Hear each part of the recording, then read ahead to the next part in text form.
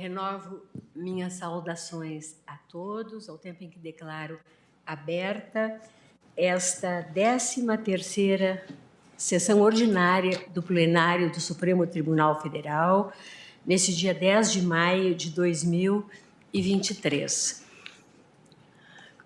Cumprimento os queridos colegas, os que estão presentes no plenário comigo, os que se fazem presentes de forma remota, ministro Dias Toffoli, ministro Luiz Fux.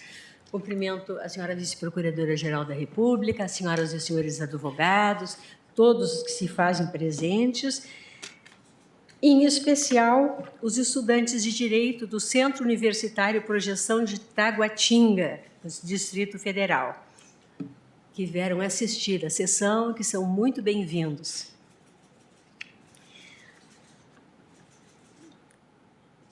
Peço à senhora secretária que proceda à leitura da ata da sessão anterior. Ata da 13ª Sessão Extraordinária do Plenário do Supremo Tribunal Federal, realizada em 4 de maio de 2023. Presidência da senhora ministra Rosa Weber, presentes à sessão os senhores ministros Gilmar Mendes, Carmen Lúcia, Dias Toffoli, Luiz Fux, Roberto Barroso, Edson Fachin, Alexandre de Moraes, Nunes Marques e André Mendonça. Procurador-Geral da República, doutor Antônio Augusto Brandão de Aras. Abriu-se a sessão às 14h36, sendo lida e aprovada a ata da sessão anterior. Consulto os eminentes pares sobre eventual retificação ou complementação a fazer na ata. Nada havendo, declaro-a aprovada. Senhora ministra, senhores ministros, na segunda-feira, dia 8 de maio, completaram-se 4 meses da invasão criminosa deste Supremo Tribunal Federal, especificamente da sua sede histórica.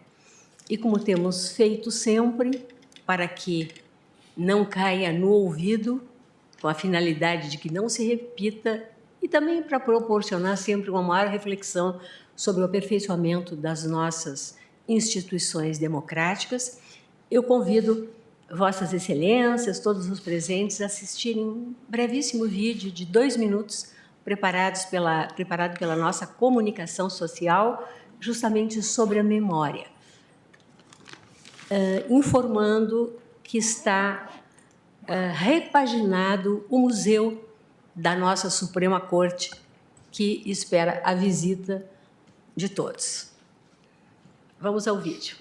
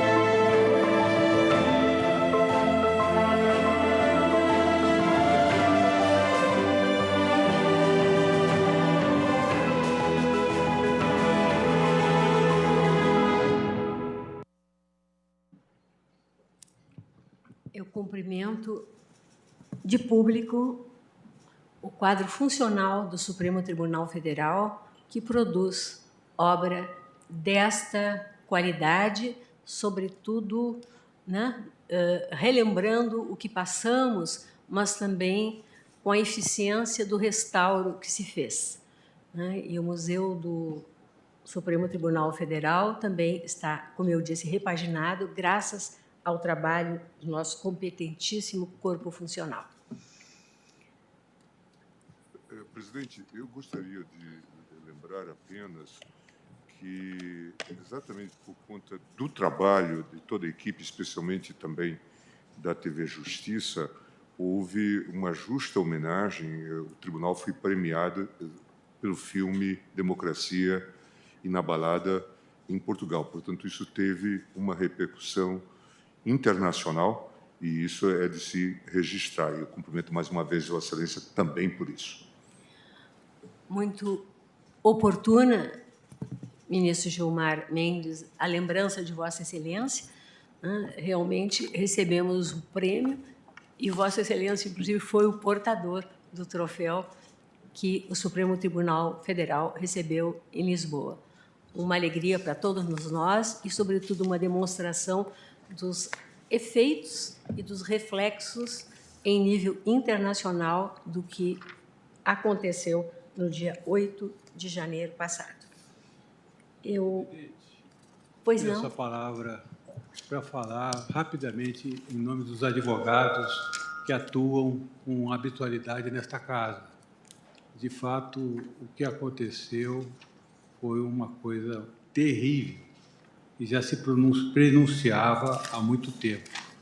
Coisa inacreditável. Eu, que frequento esse plenário há muitos anos, inclusive antes de ter essa configuração, me lembro dos tempos que o presidente era o ministro Thomson Flores, que inaugurou esse novo plenário. Aqui sempre foi um templo do direito e da democracia. E para os advogados, então, um templo de admiração dos eminentes juízes que por aqui passaram e passam, e estão aqui hoje. De modo que vê-se uma coisa inadmissível, a desinteligência, a brutalidade, a irracionalidade que se cometeu em relação ao Supremo Tribunal Federal. Queria deixar registrado em nome dos advogados a nossa solidariedade e a nossa admiração pela zelosa presidência de Vossa Excelência, que rapidamente pôs o tribunal a funcionar novamente. Muito obrigado. Agradeço, doutor Alckmin. A manifestação de Vossa Excelência, sem dúvida, fortalece essa união em torno das nossas instituições democráticas, que devemos a cada dia cultivar. Chamo para continuidade de julgamento a arguição de descumprimento de preceito fundamental, a rigor, 4 arguições de descumprimento de preceito fundamental, 964, 965, 966, 967, todas sob a minha relatoria. A primeira tendo como requerente Rede de Sustentabilidade e as subsequentes o Partido Democrático Trabalhista, o Partido Cidadania e o Partido Social e Liberdade, PSOL, e todas relativas ao ODS 16.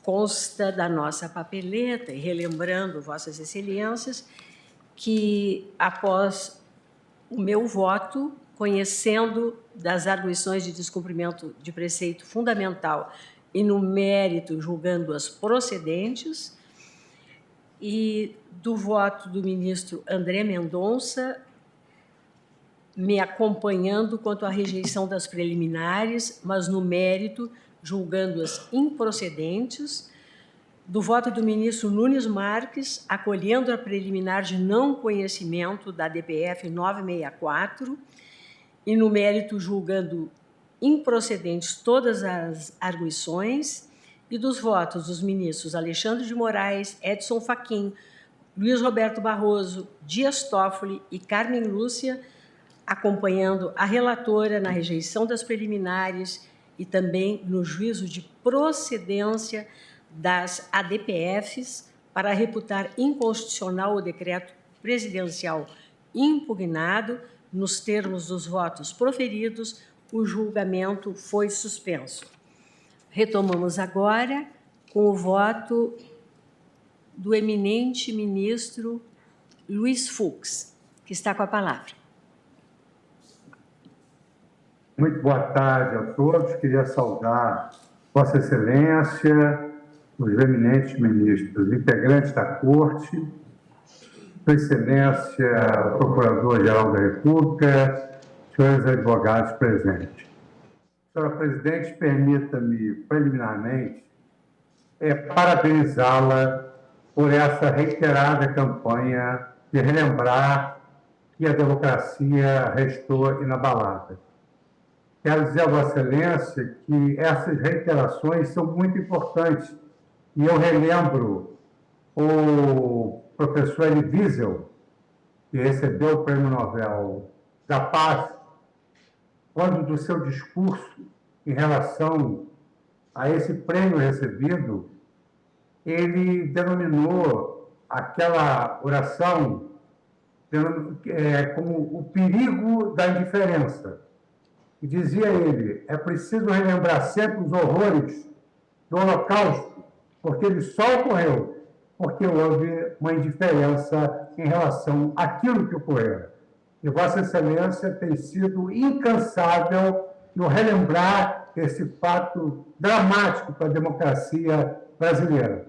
Mas o Supremo Tribunal Federal está sempre em vigília permanente pela rigidez do nosso regime democrático e do nosso Estado democrático de direito.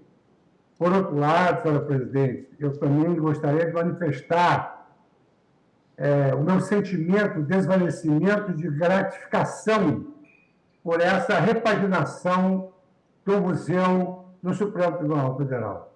Eu fiquei sensivelmente emocionado ao ver essa obra da comunicação social que não estranhei, tendo em vista que trabalhei com a mesma equipe e verifico que a cada vez mais eles aprimoram o seu grau de excelência. Então, senhora Presidente, as minhas palavras primeiras são de saudação a Vossa Excelência. A segunda palavra que gostaria é de agradecer a Vossa Excelência que gentilmente aguardou a minha oportunidade de poder votar e também a generosidade do nosso decano, ministro Gilmar Mendes, que também aguardou a minha oportunidade para votar, para depois, então, manifestar o seu entendimento acerca de tudo quanto ocorreu. Senhor Presidente, quando nós nos colocamos nessa posição em que nós já estamos, topograficamente nessas cadeiras, tem uma situação de desconforto e outra situação de conforto. O desconforto é porque já se preanuncia que quanto mais perto nós chegamos, mais rapidamente nós vamos embora. Por isso é que se afirma que magistrado vem de mais e ministro vem de menos, porque quanto mais se sobe, menos se é.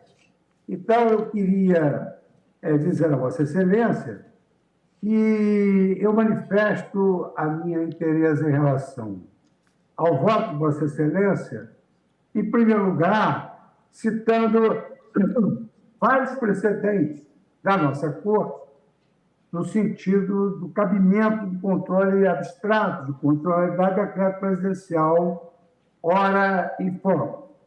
E eu cito a ADI 3239, da relatora ministro Peluso, Vossa Excelência foi relatora. Cito também a ADI 4874, Vossa Excelência foi a relatora, e a medida cautelar na ADI 4661, relator o ministro Marco Aurélio, todos os precedentes do Tribunal Pleno. Sem prejuízo, senhora Presidente, eu faço uma rápida digressão aqui sobre a função do Poder Judiciário frente aos demais poderes, principalmente à luz da cláusula dos check and balances que foram inseridos na nossa Constituição desde há muito, e aqui trago as lições do professor Bruce Sackman, nessa obra sobre a separação de poderes de janeiro de 2000, pela Harvard Law Review, e também a obra do professor Davi Landau sobre as instituições políticas e a função do Poder Judiciário.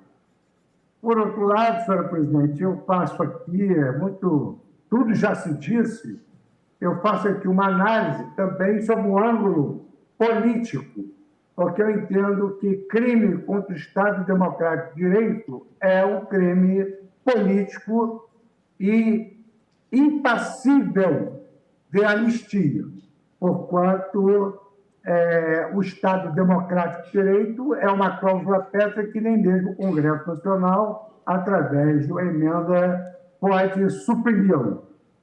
E só, senhora presidente, que, malgrado nós tenhamos precedentes em relação a outros crimes, que eu também reputei graves e restei vencido, juntamente com uma parcela do colegiado, eu voto para acompanhar integralmente o voto de Vossa Excelência com esses adminículos doutrinários e acadêmicos, não sem antes reiterar a minha saudação a Vossa Excelência em relação ao seu brilhante voto, evidentemente que também acompanho na parte relativa à inelegibilidade, talvez o ponto mais importante desse voto, para conjurar políticos que não mereçam integrar o Congresso Nacional, nem, digamos assim, atentar contra a nossa democracia,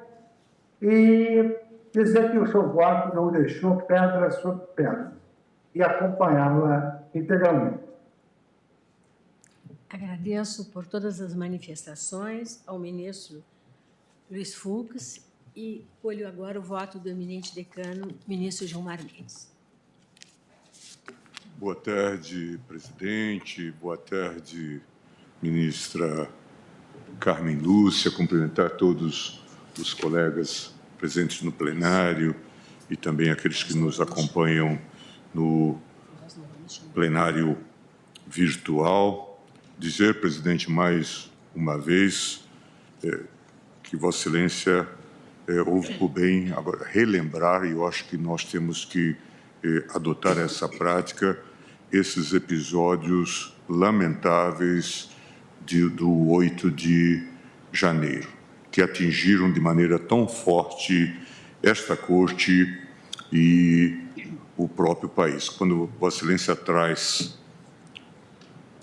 esse pequeno filme, esse pequeno vídeo sobre essa temática, nós podemos aquilatar a virulência desses atos. Eu até, esses dias, via manifestações de vários parlamentares, alguns até com quem eu privo, tenho relações, dizendo dos abusos que são cometidos com eventuais prisões alongadas dessas pessoas. É bom que se olhe este vídeo. E até numa ponta de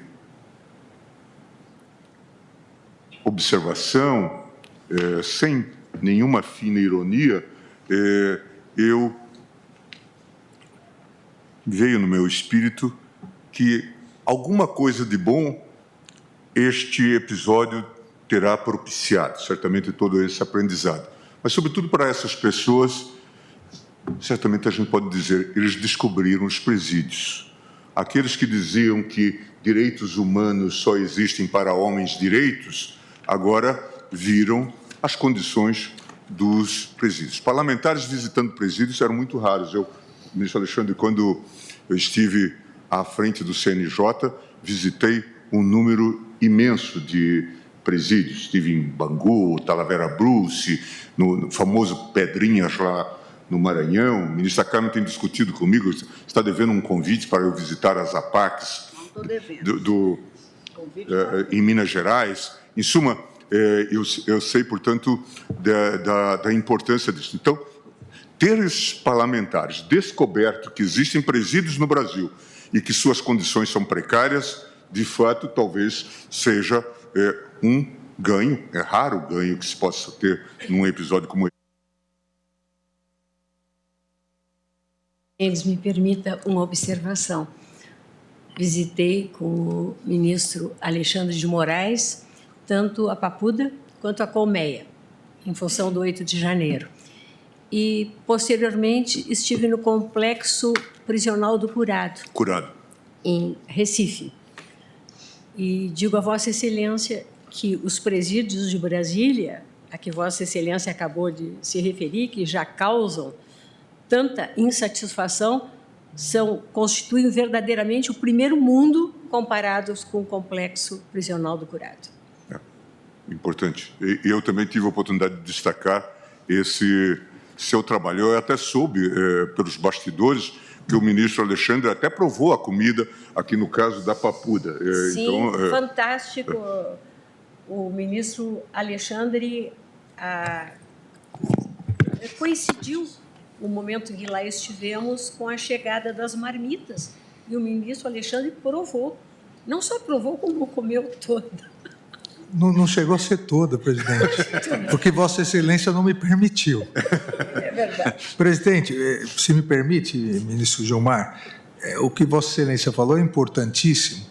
Eu, como todos sabem, fui promotor de carreira, depois secretário de Justiça, onde acumulei a presidência da antiga FEBEM, secretário de Segurança. Então, desde os 20, a primeira vez que eu fui no presídio como promotor substituto, eu tinha 23 anos de idade, faz uns 5, 6 anos.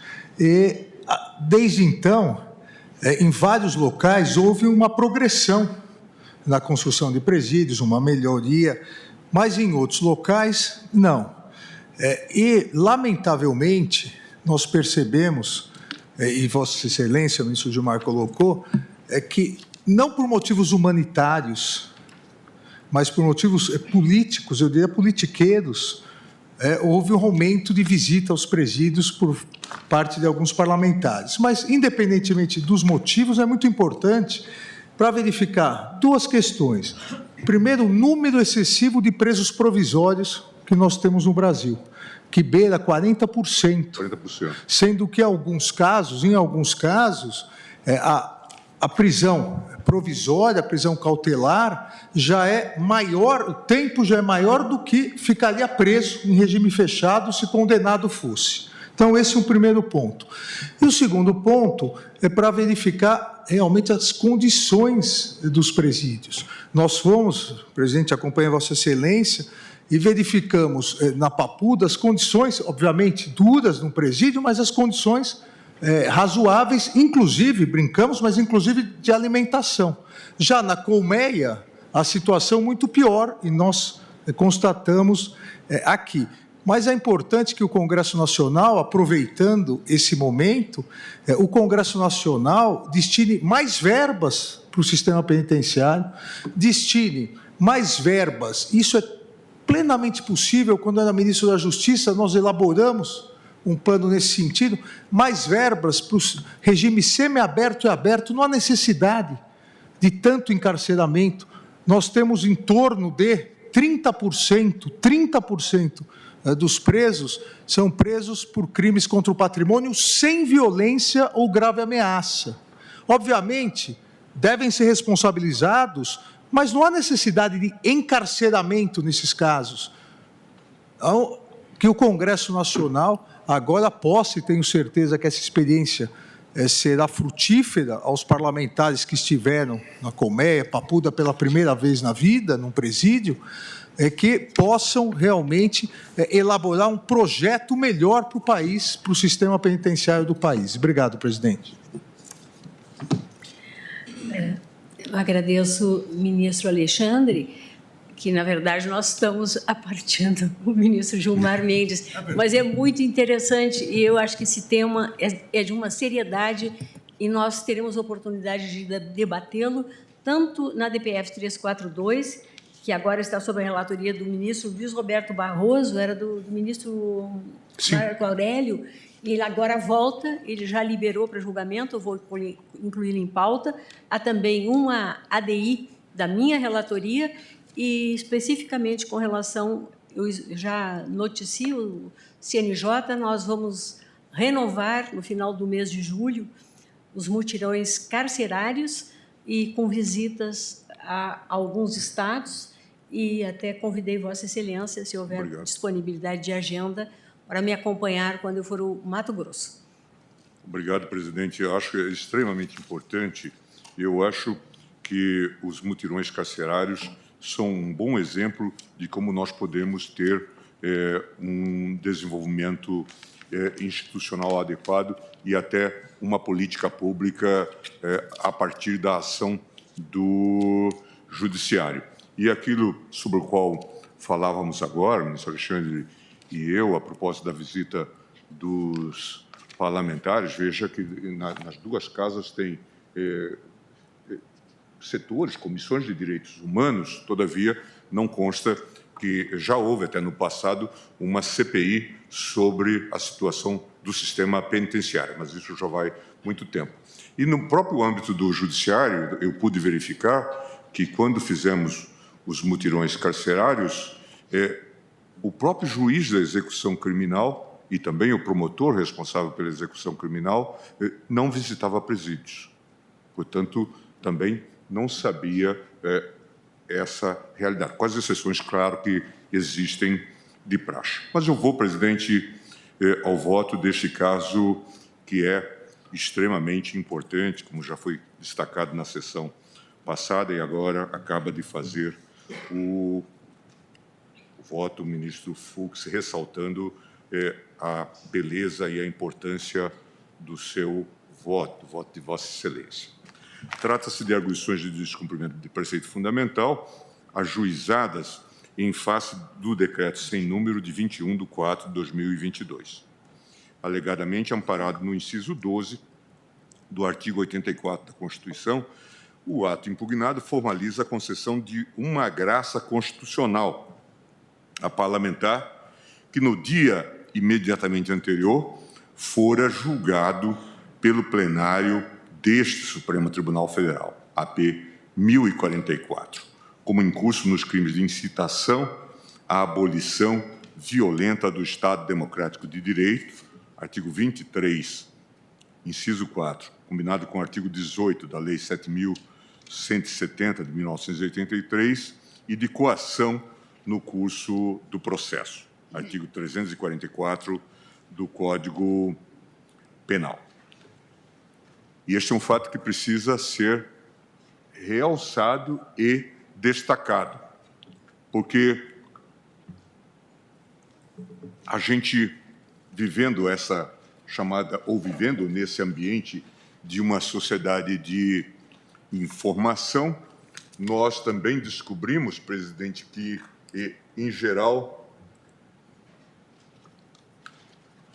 há uma contumaz desinformação e sempre se minimiza ou procura se minimizar determinados fatos.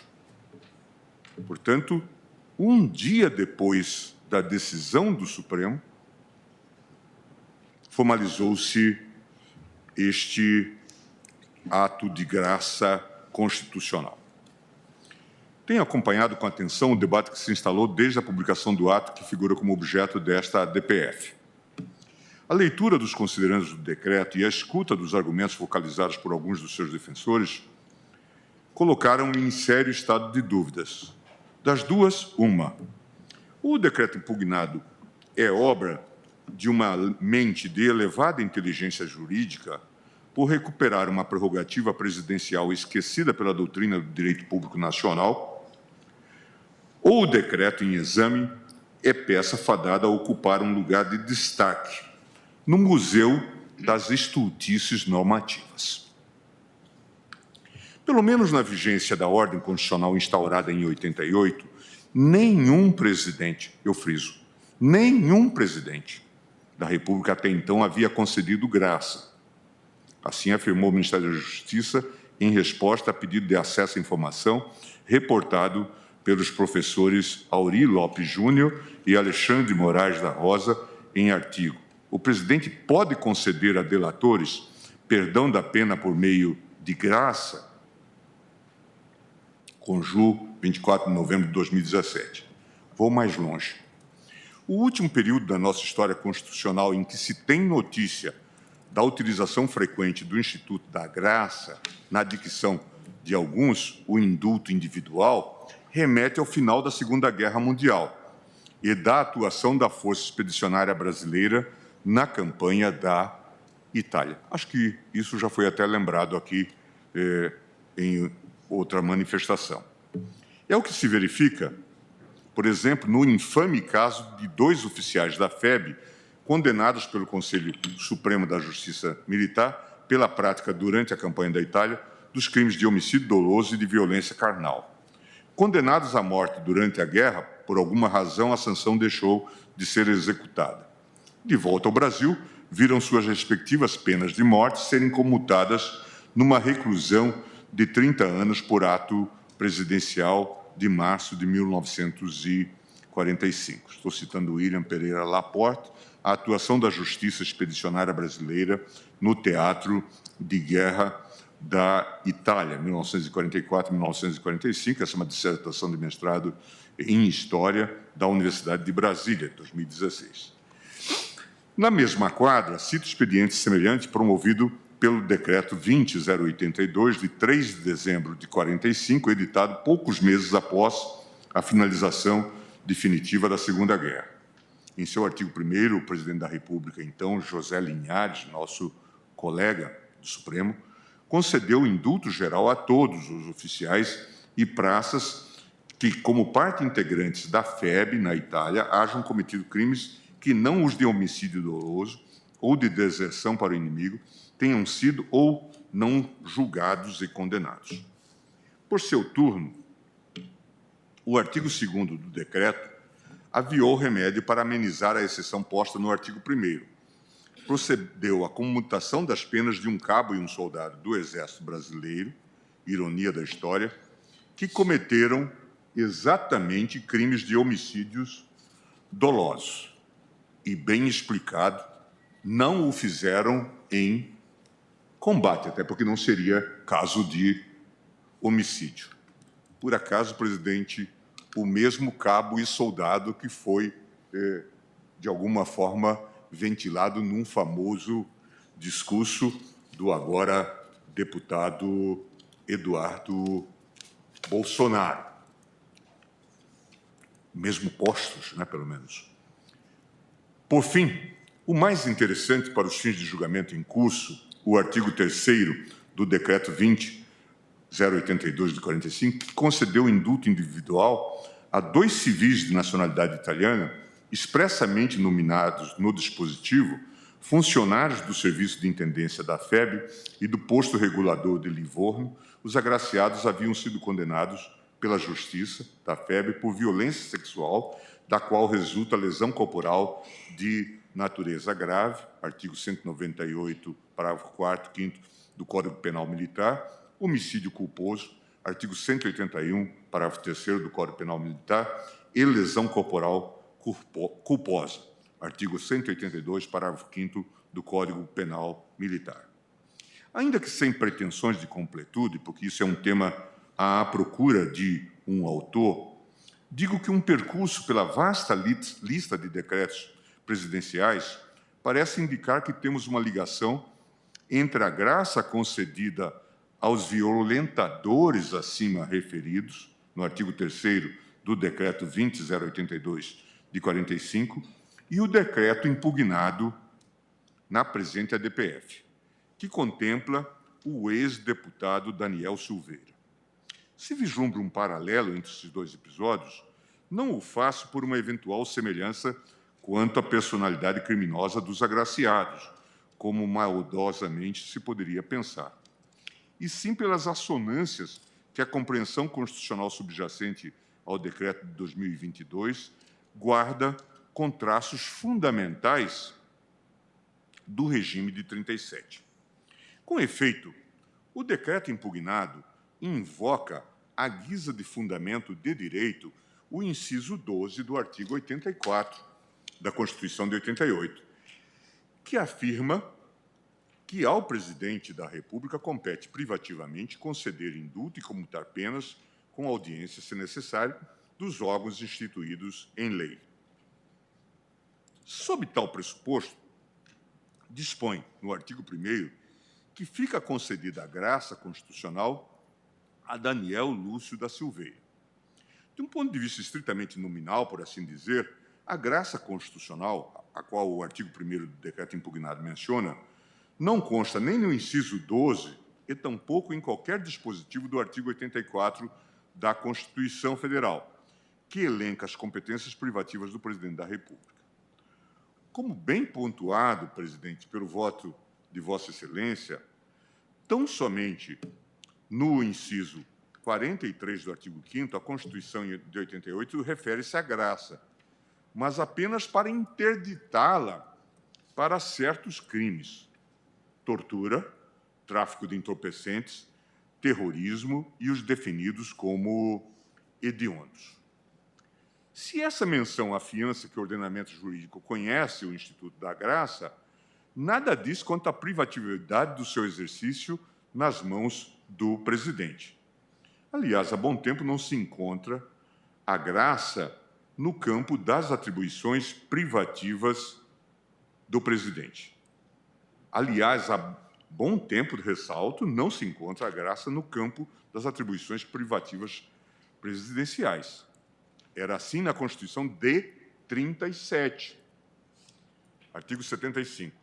São prerrogativas do presidente da República indicar um dos candidatos à presidência da República, dissolver a Câmara dos Deputados, nomear os ministros de Estado, designar os membros do Conselho Federal reservados à sua escolha, adiar, prorrogar e convocar o Parlamento, exercer o direito de graça, dizia o artigo 75 da Constituição de 37.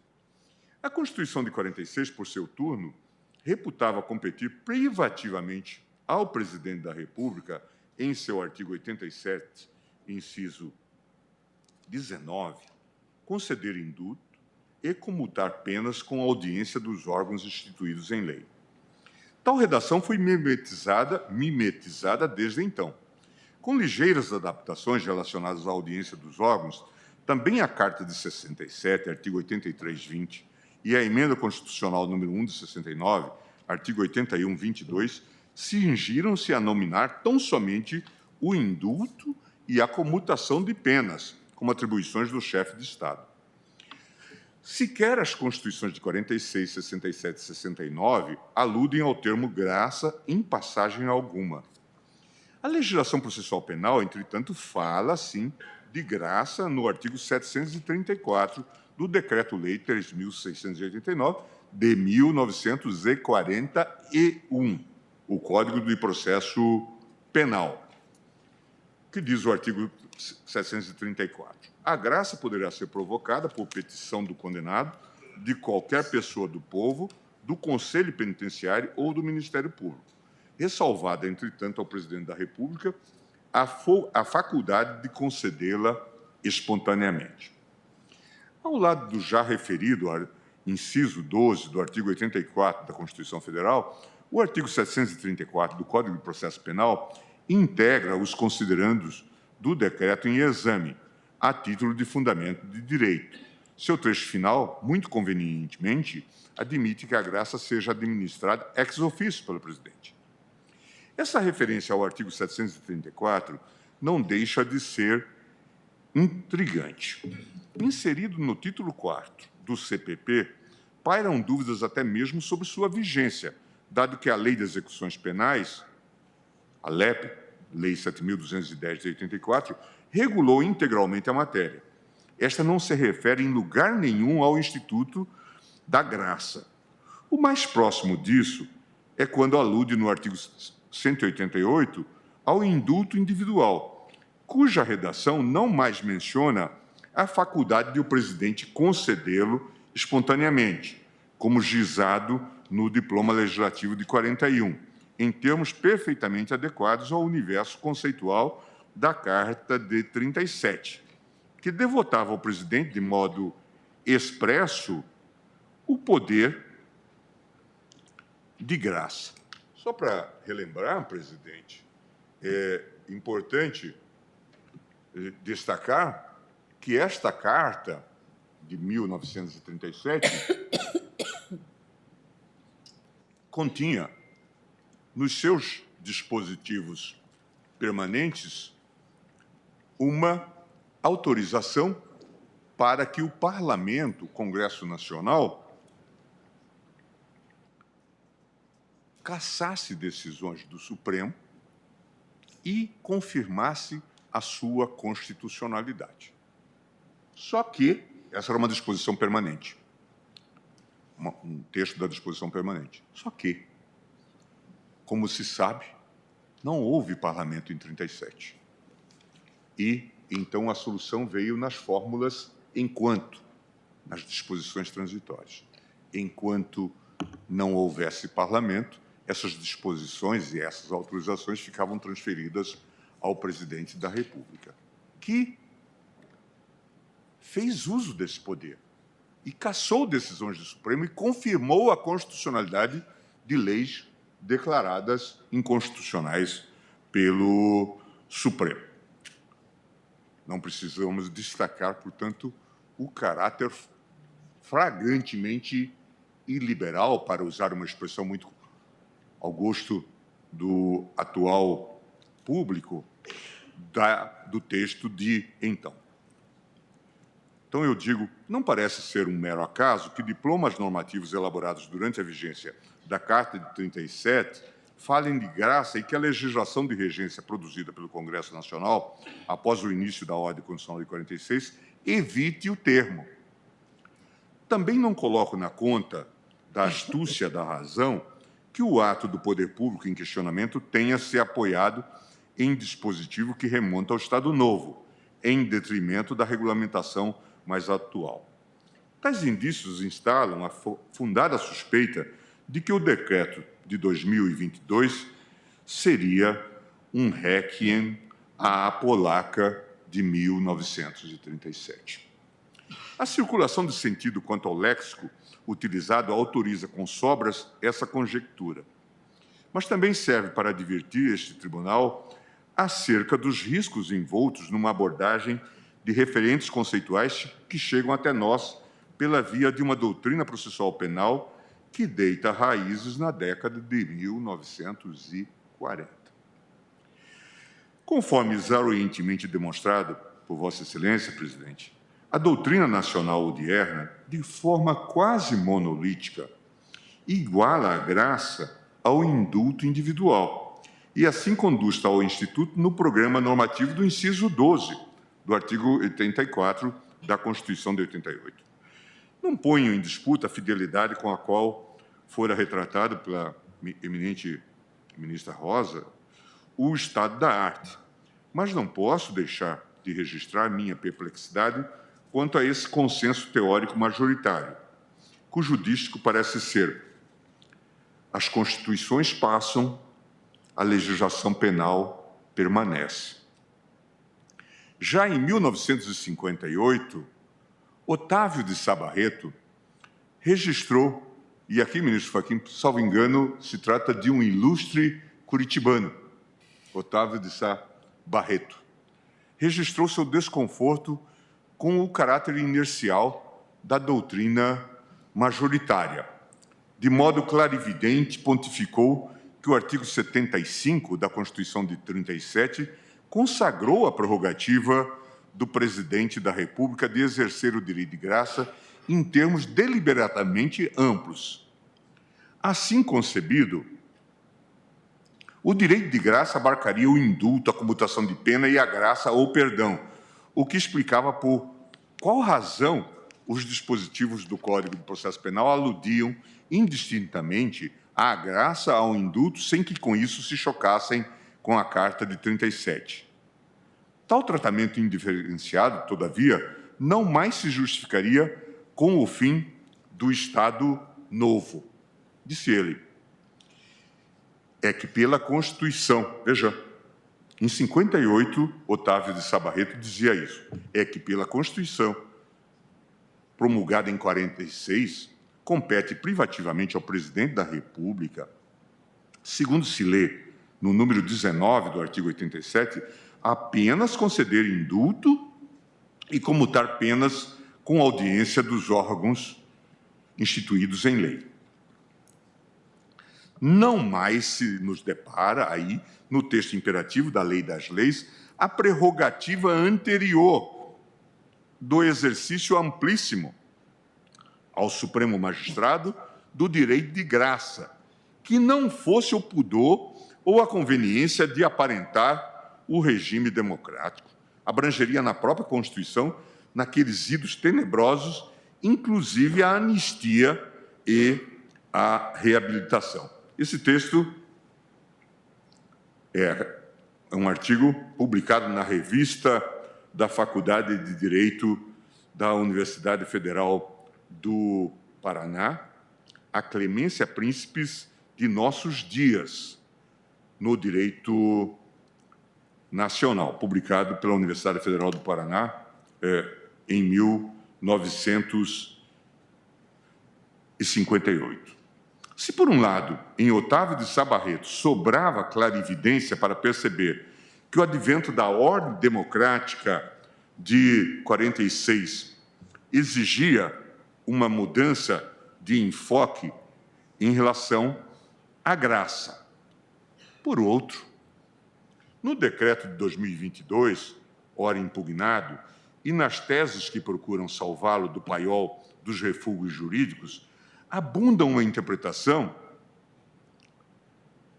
do inciso 12 do artigo 84, da Constituição de 88, à luz do Código de Processo Penal de 1941. Aquilo que, na doutrina constitucional, nós chamamos de interpretação da Constituição segundo a lei, ao contrário do que se deve fazer, interpretar as leis segundo a Constituição. Eu aproveito, presidente, para relembrar esse ilustre curitibano, inclusive por falas que me foram atribuídas e que não correspondem a nenhum sentido que eu pretendi atribuir. Quando falei sobre ou que Curitiba produziu o fascismo e as virulências que nós vimos, inclusive o governo Bolsonaro, eu estava me referindo à República de Curitiba, que era assim chamada por esses autores, mas não estava me referindo a Curitiba. Pelo contrário, na minha formação, presidente, há uma marca indelével, que é a 7ª Conferência dos Advogados, a OAB, em Curitiba, em 1978, que tive a oportunidade de encontrar gente como Pontes de Miranda, Oscar Correia, Evaristo de Moraes Filho. Essa conferência era presidida por ninguém mais, ninguém menos do que Raimundo Faoro, um nome que honra as letras jurídicas, até mesmo pelo seu trabalho, pelo que escreveu sobre os donos de poder, um clássico da nossa literatura política e sociológica, mas também por sua visão de política que ia para muito além dos aspectos comezinhos. Ministro Fachin. Vossa Excelência me concede um breve à parte, ministro Gilmar, apenas para subscrever a lembrança da histórica 7ª Conferência Nacional da OAB, que foi sobre o Estado de Direito. E se deu em Curitiba, a abertura foi no Teatro Guaíra, desenvolveu-se no prédio histórico da Centenária Universidade Federal do Paraná, e me recordo de ter assistido à conferência de Pontes de Miranda sobre a restauração da garantia do habeas corpus. E ele fez, na verdade, 2 conferências, uma no evento da OAB e uma outra a convite do glorioso Centro Acadêmico Hugo Simas, da Faculdade de Direito, para os estudantes no Teatro da Reitoria da Universidade Federal do Paraná. Portanto, esta é uma marca da cidade de Curitiba e do povo curitibano, dentre eles Otávio de Sá Barreto, lembrado agora também por Vossa Excelência, um ilustre curitibano e paranaense. Obrigado, ministro Fachin, por esse acréscimo. E ainda ontem, em função desse incidente, presidente, eu conversava com meu amigo de tantos anos, o prefeito de Curitiba, um belo prefeito, Rafael Greca, que eu tive a honra de conhecer e com ele conviver no governo Fernando Henrique Cardoso. Eu sempre, quando falo do governo Fernando Henrique Cardoso, eu lembro que a gente vivia bons tempos. Era uma gente muito educada, muito civilizada, sabe? Quando a gente depois viu os padrões que foram se comprometendo ao longo dos anos, eu lembro de Serra, Malan, o próprio presidente Fernando Henrique, Pedro Parente e tantos outros. E eu, de vez em quando, me lembro, falando, poxa, parecia que a gente tinha um Dream Team. Mas eu me lembro também de Pelé. Eu brinco até hoje com os colegas estrangeiros que me visitam e veem lá minhas fotos com Pelé, e eu digo que fui colega de Pelé. E eles querem saber em que posição eu jogava. E eu disse, não, fui colega do Pelé no governo Fernando Henrique Cardoso. Portanto, meu amigo santista Eduardo Alckmin está aqui, e nós que já sofremos tanto pelo Santos, também tivemos boas vitórias, sabemos dessa boa rememória. Presidente, a consciência a respeito desse estado de coisas obriga que o exame da juridicidade do decreto impugnado adote por premissa aquela de realocar a Constituição de 88 no seu devido patamar hierárquico. Uma norma suprema, cujo consectário é uma relação de precedência vis-à-vis o restante do ordenamento jurídico. O meio para que esse objetivo seja levado a sério é a técnica da interpretação conforme a Constituição. Cuida-se de instrumento especialmente vocacionado a promover a coerência do ordenamento jurídico, obsta que a legislação infraconstitucional faça sistema em si mesma, na medida em que promove a integração desta com o plexo normativo superior. Estou citando Franco Modunho. Essa impostação assume a premissa de que nem só de efeitos ablativos vive a jurisdição constitucional. A atividade das Cortes Constitucionais precisa adotar especial cautela para evitar a produção de resultados inconstitucionais extremos, observando um dever de gradualidade. Estou citando Gustavo Zagrebelski e Valéria Marcenó, Justicia Constitucional. Esse endereçamento teórico redimensionou a técnica da interpretação conforme a Constituição. Sua face mais evidente continua a ser aquela que produz efeito negativo. Assim se dá quando, por exemplo, o tribunal delibera pela exclusão de interpretações consideradas inconstitucionais. A essa função negativa junta-se uma função positiva, preocupada com a integração e coerência do ordenamento jurídico, e que permite à jurisdição constitucional a levar a bom termo sua atividade de otimização constitucional. Estou citando Christoph Guse. Vários dos votos proferidos na assentada anterior comungaram desse ponto de partida, quando sublinharam que a existência de um dispositivo na Constituição de 88 que serve como norma habilitante ao decreto impugnado não é condição suficiente para que conclua que o exercício dessa competência privativa do presidente da República possa se dar de qualquer modo. O inciso 12 do artigo 84 é apenas ponto de partida, não de chegada. Afinal, há limites implícitos naquilo que o direito autoriza. Como inexcedivelmente pontificou Lênio Streck, em parecer ofertado ao Conselho Federal da Ordem dos Advogados do Brasil, imediatamente após a concessão da graça em exame. Um dispositivo legal ou constitucional que confere uma prerrogativa a um indivíduo em posição de poder traz limites que não estão necessariamente explícitos. Porque o próprio direito, enquanto fenômeno de limitação do arbítrio, estabelece esses limites. É o caso do indulto concedido ao parlamentar, diz Lênio nesse parecer, indulto concedido pelo decreto presidencial sem número de 21 de abril de 2022. Trata-se do conhecido caráter ambivalente das normas jurídicas, que no direito constitucional é particularmente visível.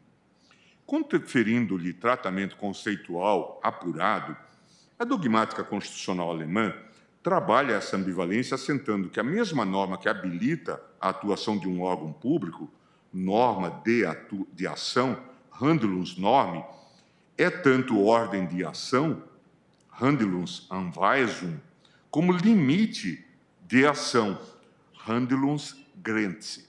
Isso é uma citação de Klaus Schleich, que tive a honra de conhecer ainda em Bonn, em 1981, 1982. Isso que escreveu um clássico trabalho sobre a Corte Constitucional e seus processos.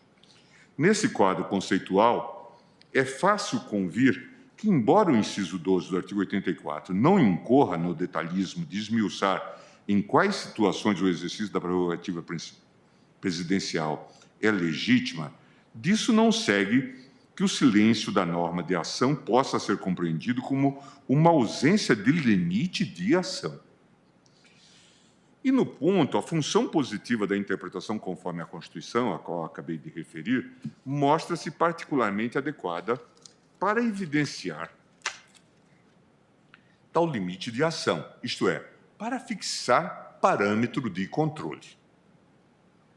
Em casos como o presente, em que a atividade da jurisdição constitucional não se restringe a indicar pontos exatos dentro de uma banda de oscilação em significados normativos possíveis de uma disposição legislativa. Em sua dimensão positiva, interpretar uma disposição com base em outras significa realizar uma interpretação sistemática, isto é, construir uma norma compatível com todas. Estou citando o Marquessa, D'Amico, Marilisa, Randasso Bárbara. Interpretazione conforme e técnica argumentativa. Essa impostação revela o quão juridicamente frágeis são os posicionamentos que defendem um caráter incontrastável ao decreto de graça constitucional, calcados na circunstância de o ato questionado invocar como fundamento de direito a norma de ação inscrita no inciso 12 do artigo 84 da Constituição Federal. Desde a aprovação do referido ato presidencial, não faltam vozes supostamente preocupadas em salvaguardar o texto constitucional de interpretações ativistas. Elas não conseguem, entretanto, ocultar o essencial.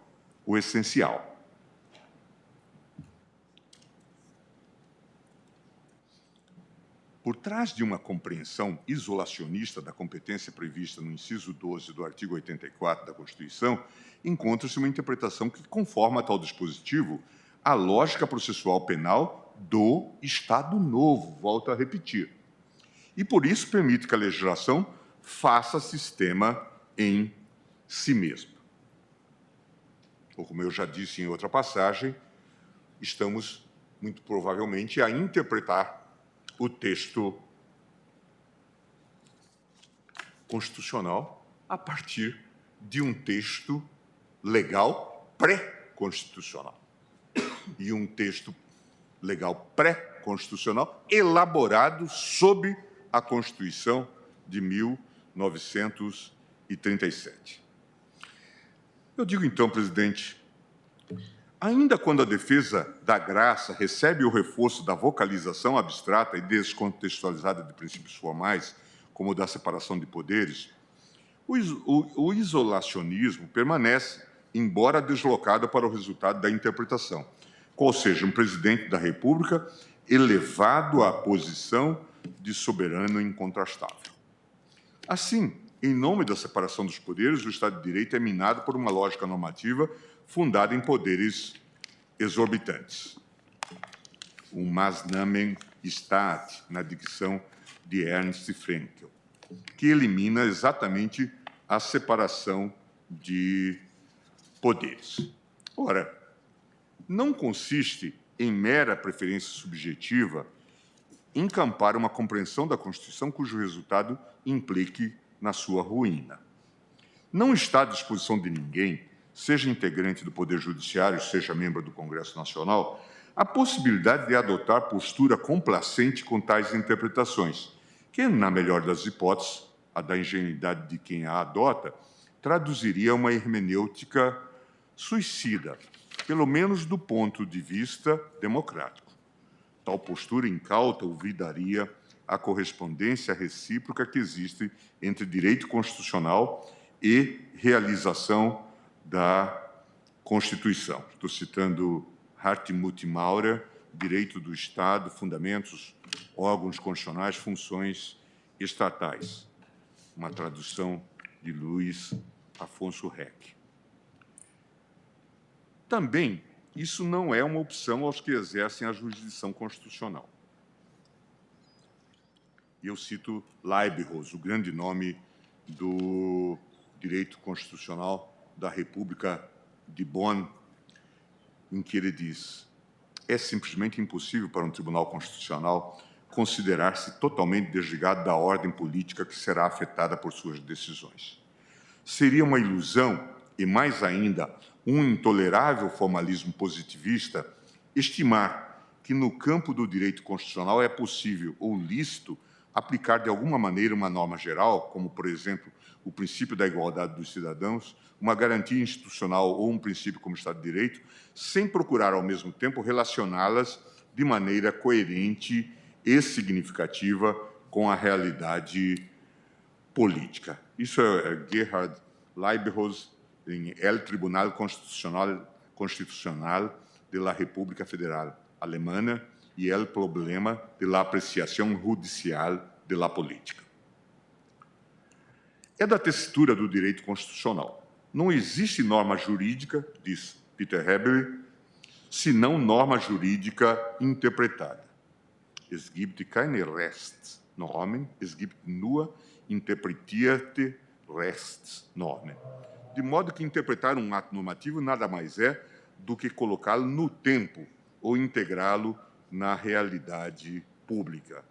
Isto é Peter Hebel, conhecido de todos nós, um importante autor que, inclusive, nesta semana, praticamente, agora, no dia 13, estará celebrando os seus 89 anos de vida. Um grande amigo que fiz ao longo do tempo e, como sabem, tive a honra de traduzir a Sociedade Aberta dos Intérpretes da Constituição. Esse também é um texto primoroso que está publicado numa revista do IDP sobre Zeit und Verfassung, a tradução que é Tempo e Constituição. Dessa peculiaridade da estrutura normativa da Constitucional, Gerhard Leibniz deduz um dos mais sérios deveres de um tribunal constitucional: incluir entre suas considerações as consequências políticas de sua eventual decisão. Mas não para decidir ao sabor de um decisionismo consequencialista, e sim para se prestigiar o significado unitário que a Constituição precisa ter. Considerando que a indeterminação das normas constitucionais é um dado inafastável, o tribunal deve se assegurar de que a concepção jurídica por ele encampada gera consequências consoantes aos valores jurídicos que a Constituição precisa implementar. Está no mesmo texto já citado esse artigo em espanhol, publicado na Revista de Estudos Políticos do Centro de Estudos Políticos e Constitucionais de Madrid. Se é certo que a democracia não pode prescindir da jurisdição constitucional, e se, com Robert Dahl, os tribunais constitucionais são instituições tão políticas quanto os demais órgãos de cúpula, o que difere o Supremo Tribunal Federal do Congresso Nacional? Quem ajuda a responder é Dieter Green, também um notável professor e ex-juiz da Corte Constitucional Alemã. Em estudo primoroso, recentemente publicado na Alemanha, 2019, e que será objeto de tradução, que se encontra no Prelo, lançamento previsto para junho deste ano, este emérito professor disseca o dilema ao enfrentar a seguinte indagação que dá nome ao título do artigo. Was ist politisch an der Verfassungsgerichtsbarkeit? O que é político na jurisdição constitucional? Nele preleciona que é vã a procura de assentar no objeto da jurisdição constitucional o seu traço distintivo.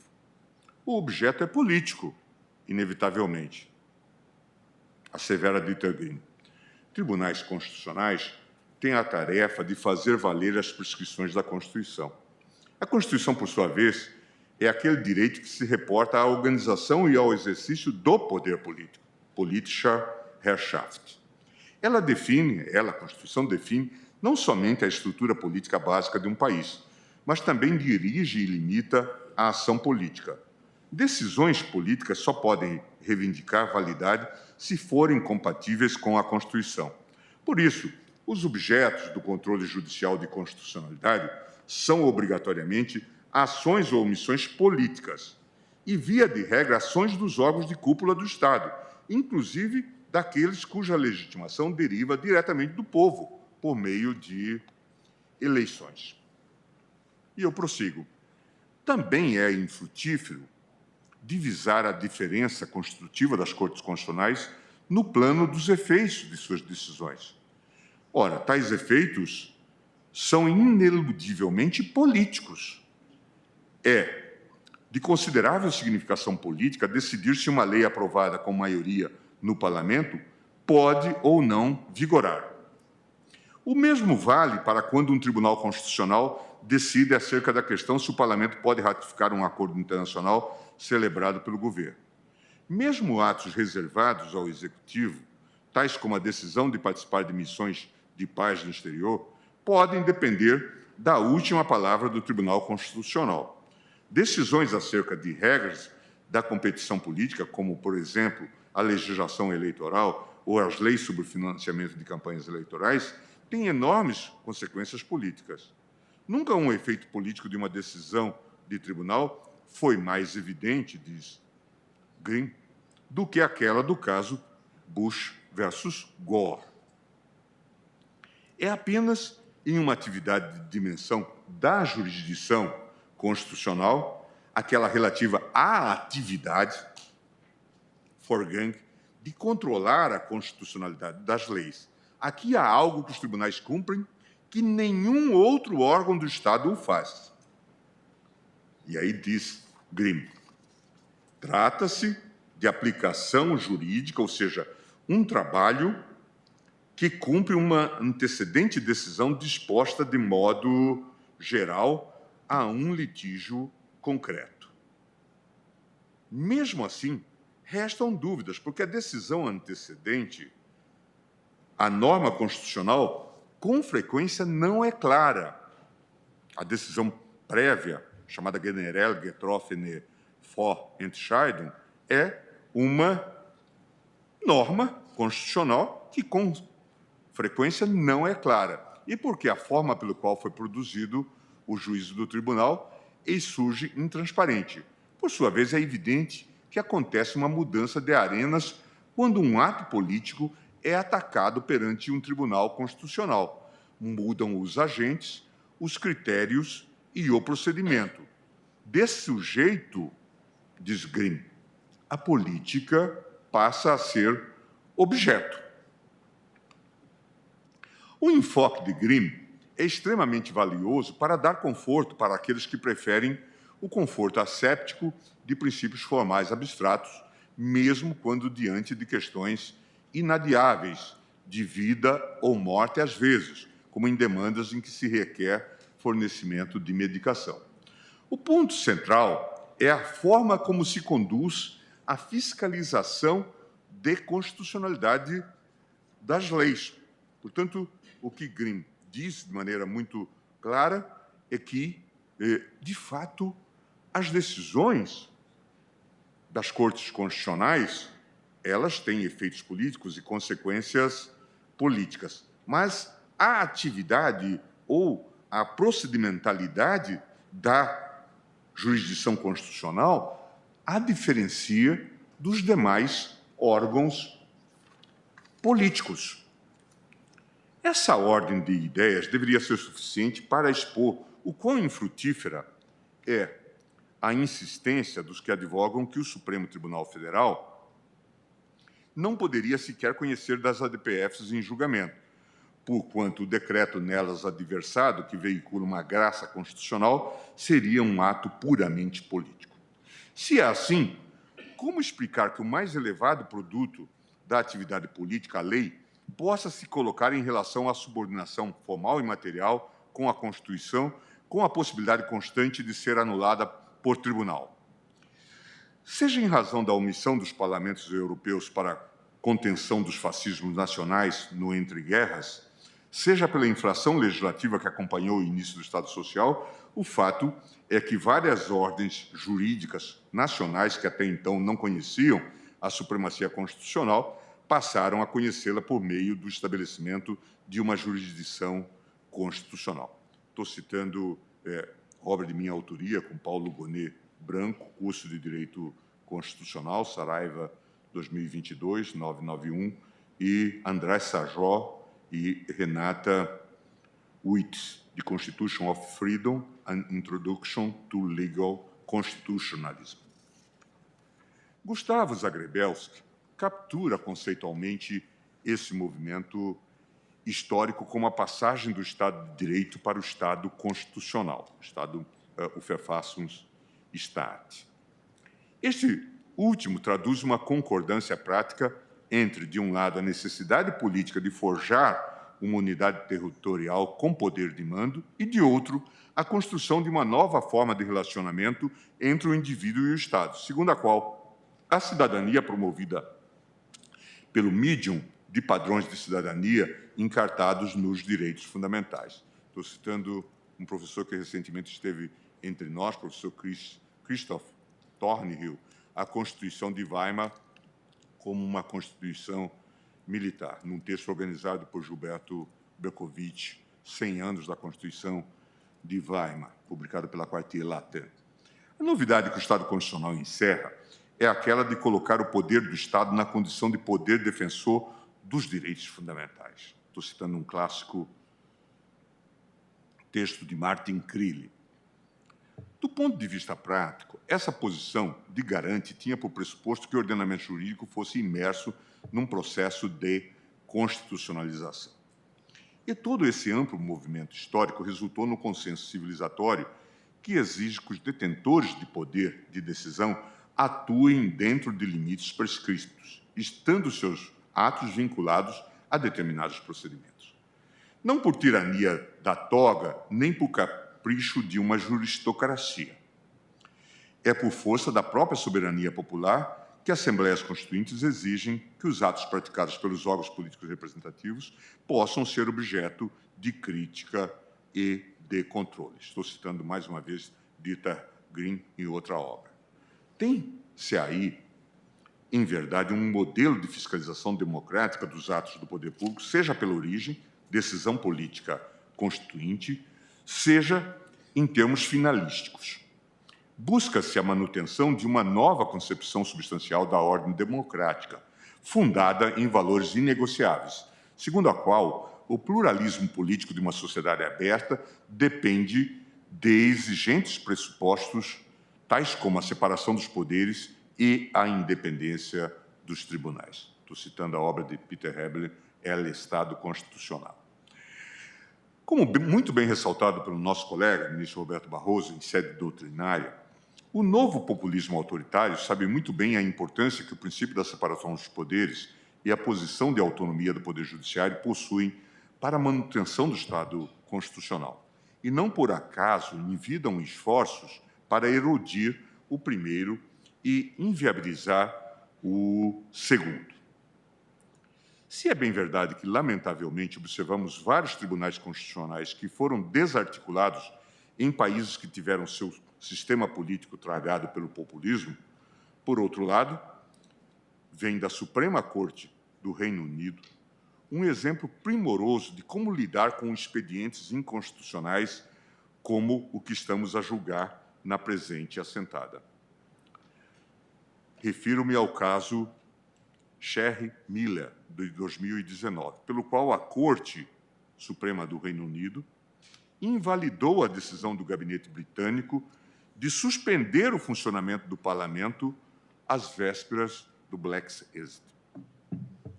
Os autores da ação judicial, um grupo de 75 parlamentares, liderados pela deputada Joanna Sherry e a ativista anti-Brexit Gina Miller, alegavam que o primeiro-ministro Boris Johnson aconselhou a Rainha Elizabeth a suspender as atividades parlamentares, prorogation, com o propósito de sabotar o funcionamento da Câmara dos Comuns naquele contexto.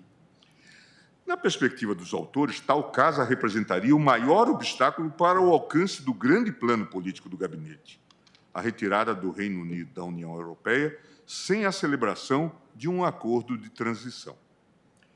Considerando o termo final das negociações, 31 de outubro de 2019, a suspensão do funcionamento parlamentar por 5 semanas consecutivas, de 9 de setembro a 14 de outubro de 2019, comprometeria substancialmente a capacidade do parlamento de controlar o gabinete. Com inexcedível acerto, os juízes da Suprema Corte reconheceram a possibilidade de controle jurisdicional do ato de prorogation. No ponto, averbaram que é longa a tradição britânica de controle de prerrogativas régias por parte do judiciário inglês. Já em 1611, Case of Proclamations, fora fixado o entendimento de que toda prerrogativa constitucional deve ser exercida com observância dos limites projetados pelo ordenamento jurídico. The king has no prerogative, but that which the law of the land allows him. Firmada a justiciabilidade do caso, a Corte prosseguiu na construção de um critério de julgamento, um standard. Para tanto, os juízes reconheceram que é um exercício de poder de prerrogativa a decisão régia, precedida do aconselhamento do primeiro-ministro, de levar a efeito uma suspensão das atividades parlamentares, prorogation. O inegável caráter político dessa decisão, entretanto, não é suficiente para reputá-la imune ao controle jurisdicional. O critério de julgamento standard foi exatamente esse.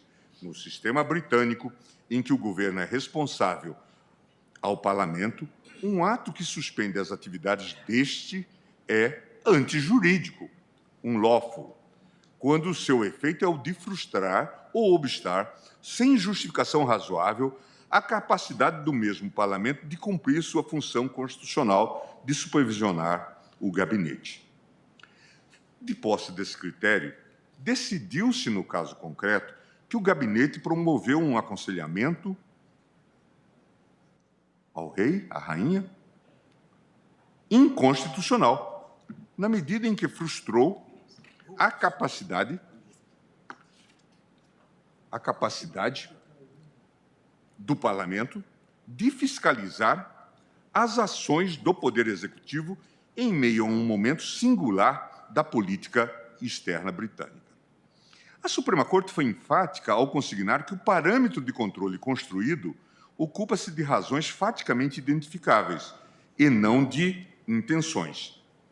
Nessa senda, o acórdão asseverou que os motivos que embalaram o primeiro-ministro não são sindicáveis.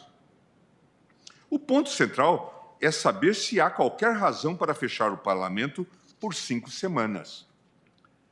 A essa altura, o tribunal já estava plenamente informado pelo depoimento prestado pelo ex-primeiro-ministro John Major de que, seguindo o costume parlamentar longamente estabelecido, a prorogation é maiormente utilizada para preparar o programa de governo enunciado no discurso da rainha, atualmente discurso do rei, e tem por duração média apenas 6 dias. De posse desse quadro, a Suprema Corte do Reino Unido sentenciou: é impossível para nós concluir, com base nas provas que foram colocadas diante de nós, que haja qualquer razão, muito menos uma boa razão, para aconselhar Sua Majestade a suspender o Parlamento por 5 semanas.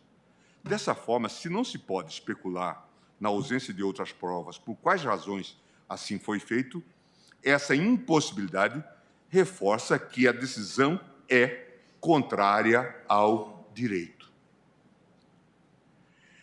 Cogito que a abordagem, presidente, reservada ao prorogation por parte da Corte do Reino Unido traduz um estilo adequado de como conduzir o controle de conformidade jurídica de expedientes abusivos do populismo autoritário, do qual a graça constitucional, que ora se julga, é exemplar representativo. Com efeito, a questão central que aqui se coloca não é saber se o presidente da República pode conceder indulto. O que importa é indagar se há alguma razão jurídica idônea que justifique a concessão da graça veiculada no decreto impugnado.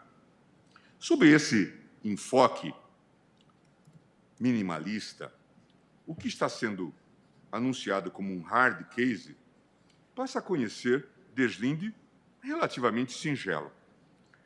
Os considerandos reduzidos a escrito no decreto referido flertam com uma realidade alternativa dos fatos, ao verbalizar que a sociedade encontra-se em legítima comoção em vista da condenação de parlamentar resguardado pela inviolabilidade de opinião deferida pela Constituição, que somente fez uso de sua liberdade de expressão. O agraciado não fora condenado na AP 1044 por ter proferido um discurso na tribuna da Câmara acerca do papel do Estado no domínio econômico, mas por ter proferido ameaças contra membros do Poder Judiciário, incitado a animosidade entre as Forças Armadas e instituições civis e veiculado propostas de fechamento da Suprema Corte e de renovação de atos antidemocráticos utilizados no período mais repressivo da ditadura militar. A partir de bases de supedâneos encontrados no ato institucional número 5, de 13 de dezembro de 1968. Não desconheço que constitucionalistas que entendem impossível a concessão de graça individual com apoio no inciso 12 do artigo 84 da Constituição preconizam que deve ser levado em conta as características do caso concreto e não do delito abstratamente considerado. Sob esse prisma, nem o decreto impugnado, nem nada mais nos autos, milita a favor do agraciado, cuja longa ficha corrida de abusos foi recuperada pelo Ministério Público na peça acusatória inicial da AP 1044. O que se diz aqui? O denunciado é um ex-soldado da Polícia Militar do Estado do Rio de Janeiro, instituição na qual se notabilizou pelo mau comportamento, faltas, atrasos e, sobretudo, a gravação e postagem de vídeos ofensivos na rede social. O acusado praticou numerosas transgressões funcionais, que lhe renderam um total de 26 dias de prisão, 54 dias de detenção, 14 repreensões e 2 advertências, bem como a abertura de um processo administrativo disciplinar pela Corregedoria, que o levou à sua exclusão da Polícia Militar no dia 4 de outubro subsequente, diz a peça acusatória. Por tudo isso, presidente, tenho que estão absolutamente ausentes quaisquer razões aptas a justificar o decreto impugnado. Faço minhas as palavras dos que me antecederam, nomeadamente a senhora presidente, a quem rendo minhas homenagens novamente, no sentido de que a graça constitucional em comento situa-se no contexto de uma campanha errática de deslegitimação dos poderes constitucionais, avalizando ameaças graves contra a segurança e a vida dos membros deste Supremo Tribunal Federal. Não é preciso, digo eu, ter grande imaginação para ver que, por trás da pomposa invocação de uma competência privativa do Poder Executivo para perdoar a pena do ex-parlamentar, há uma peça vulgar de puro proselitismo político, cujo efeito prático é o de validar expedientes subversivos praticados pelo agraciado em detrimento do funcionamento de instituições centrais da democracia. Ao tempo em que encerro, reputo importante averbar que a questão controvertida nos presentes autos é avessa, e digo isso de maneira muito clara, a soluções que articulem com formulações gerais e abstratas. E já fui muito claro naquele precedente que redator para o acórdão resultou o ministro Alexandre de Moraes, que isto não inibe o poder do presidente da República de conceder o indulto. E não acho que nós devamos reescrever decretos de indulto e selecionar crimes que devam aqui estar definidos. Não acho que isso seja competência. Até porque o ato de indulto, como diz o próprio nome, envolve crimes. Alguém já fez uma ironia com a coisa dos crimes hediondos, dizendo, mas há crimes belos? Né? São situações que precisamos olhar com muito cuidado. A tese que o tribunal fixa hoje pode ser distorcida nos considerandos do próximo ato abusivo. Seria muito cômodo, por exemplo, assentar a tese de que o decreto impugnado é inconstitucional porque agraciou o condenado antes do trânsito em julgado. Tal encontraria apoio em jurisprudência secular deste Supremo Tribunal Federal, que exige o trânsito em julgado desde 1903. Estou citando Pontes de Miranda, esse clássico, Comentários à Constituição de 1946. Firmada essa tese, este tribunal serviria de assessor daquele que abusa do direito. Não transitou em julgado, espero o trânsito em julgado e depois edito o decreto individual de graça ou de indulto individual. Firmada essa tese, disse eu, este tribunal serviria de assessor daquele que abusa do direito, aconselhando o titular da competência privativa para que, da próxima vez, espere a preclusão do prazo recursal ou faça um novo ato. A propósito, eu mesmo guardo minhas dúvidas, como já disse aqui, quanto à subsistência da graça individual na ordem institucional pós-46, tanto mais no presente marco da Constituição de 88. Tenho também convicção de que o caso vertente é impróprio para estabelecer tese a respeito.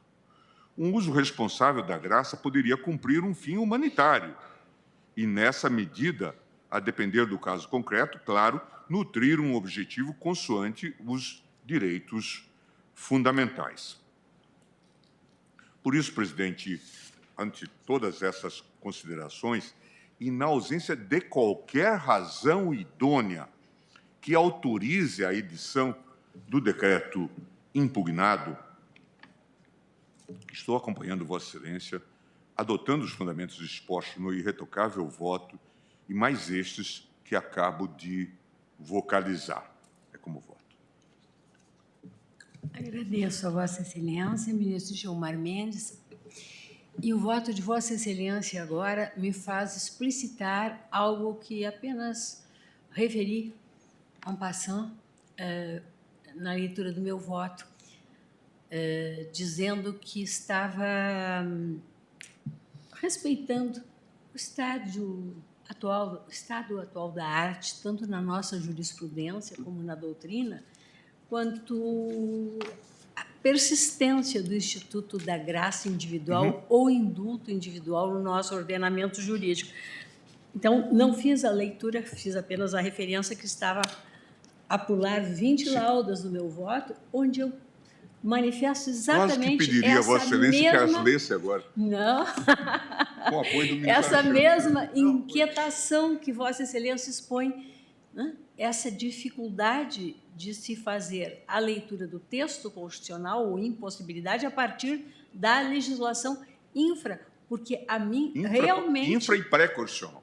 Infra e pré-constitucional, porque, na verdade, a mim parece que, de fato, o Instituto do Indulto Individual e da Graça Individual, né, entendidos aqui como sinônimos, são, pelo menos, incompatíveis, aparentemente, com a Constituição de 88, por todos os princípios informadores, princípio democrático, princípio republicano, mas por isso que disse, eu superava a questão considerada a jurisprudência do tribunal e a doutrina majoritária, mas deixei no voto essas minhas preocupações, né, no sentido da não recepção do Instituto como tal na ordem constitucional de 88. Mas, enfim, é um tema muito interessante. O ministro André havia sugerido que pensássemos eventualmente numa tese, e eu ia, né, e agora até encontro reforço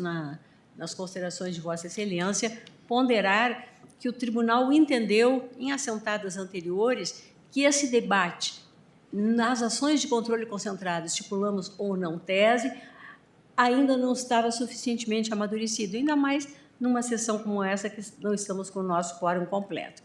Então, eu, colhidos os votos, proclamo o resultado que o tribunal, por maioria, conheceu da DPF 964, vencido no ponto o ministro Nunes Marques. Por unanimidade, conheceu das ADPFs 965, 966 e 967. E, no mérito, por maioria, julgou procedente o pedido deduzido nas ADPFs para declarar inconstitucional o decreto presidencial impugnado nos termos dos votos proferidos e vencidos os ministros Nunes Marques e André Mendonça. Julgamento encerrado, 16h02. Vamos para o nosso intervalo regimental. Eu tenho audiências e Vossas Excelências também. Retornamos logo após para o julgamento da ação penal.